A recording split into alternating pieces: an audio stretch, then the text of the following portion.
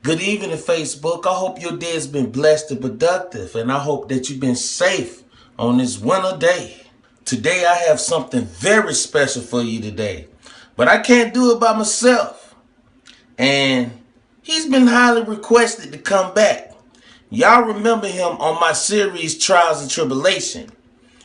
I just want to welcome you, my alter ego, Mr. JP. What's up, bro?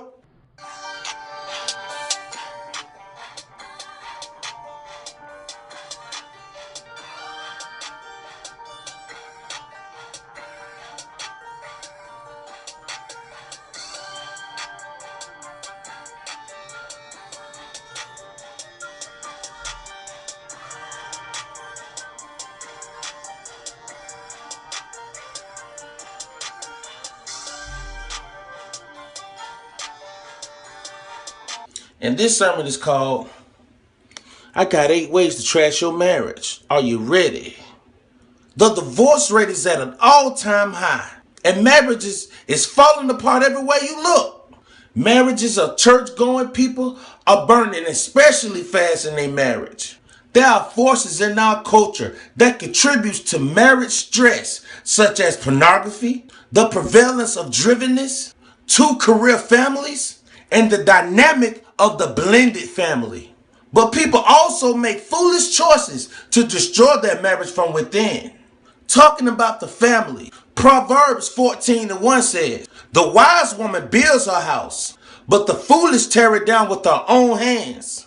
Ephesians 5:28, husbands are supposed to love their wives like they do their own body. Nourish and cherish them. God's plan is that we treasure and captivate our marriage. But it's very easy to trash them instead. Let's take the time to cut off the TV, to put the kids to bed. Because my alter ego have something to say. And it has to be said. So if you got something on the stove, go cut it off. Cut the lights off. Bring your significant other over here. If you want to trash your marriage, I'm going to give you the way to do it. JP, you ready? What's going on, people? It's your truly, JP. I'm going to give you the first step on trashing your marriage. Be selfish. The first step is to be selfish. My pastor once told me the ace of marriage is justified self-centeredness. Everything needs to be revolved around you. Let's face it, you are the center of the universe, right? If you find something that you like to do that pisses your spouse off, feelings and interests, go ahead and do it. Too bad if they don't like it. You only go around once in life, so you might as well enjoy it, right? So go grab all the gusto you can get. Oh, and another thing, always insist on having things your way. And if you don't get your way, throw a tantrum or freeze your spouse out. Oh yeah, get your kids involved in this game and have them say things like, would you please ask your father to pass the salt? Oh yeah, and don't be afraid to withhold sex if your spouse isn't letting you have things their way. You know, there's a lot of power in that, so don't let that go to waste. If there's only enough money in the budget for what you want, make sure you get just what you want, especially if you're the wage earner. Or if you make more than the other. Money is power. And don't be afraid to use it against your spouse. Make demands instead of requests. Wives, let your husband know that he gonna do things your way, or you'll make his life miserable. And husband, when you want your wife to do something, just tell her to do it. Please and thank you are for kids. I mean, this is your spouse you're talking about. They don't need it. Save all your courtesy for strangers. Don't waste it on the person that you say you want to spend the rest of your life with and give your rib and die for. No, don't give it to that person.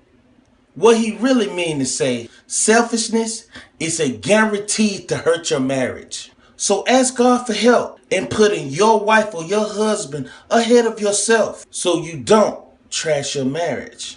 Yeah. That's for people that want to make their marriage work, man. But I got another way. pick at each other. The second step is to pick at each other.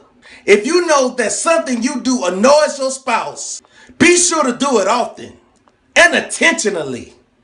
When she complains about it, bruh, tell her to get lost.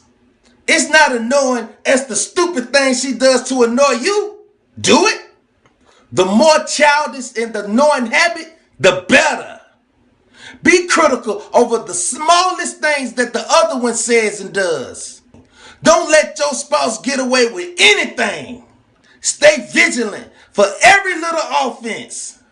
And be sure to address these small details of the air of superior. Let her know you King Kong in that thing. Oh yeah, and let her know that you deserve the Nobel Peace Prize for keeping up with someone that don't squeeze the toothpaste from the end. Let her know that. Always get the last word in when arguing, man.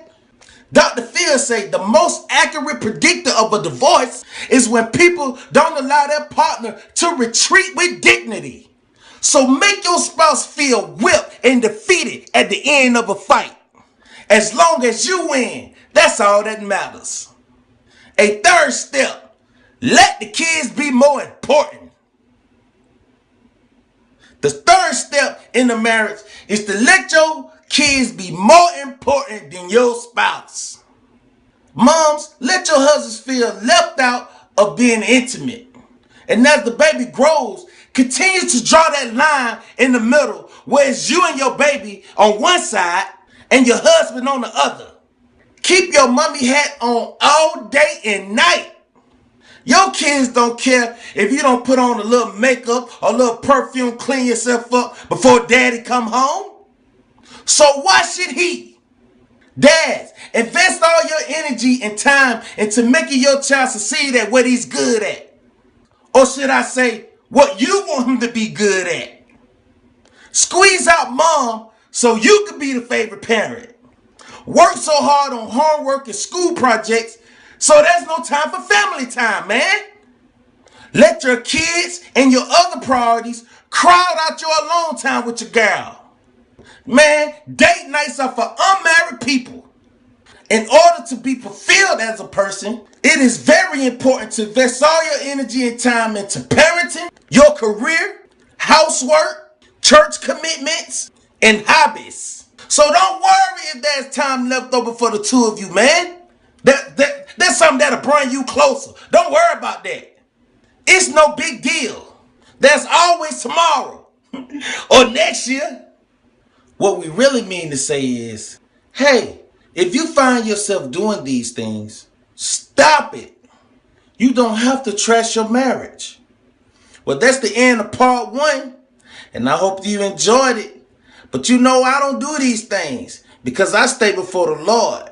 Because He is the ultimate Savior. He is the ultimate healer. He is the ultimate protector. And He is the ultimate receiver. Receive you right in His arms and love you tight. I hope that you enjoyed this. If you did, please share it. Peace, love, and happiness.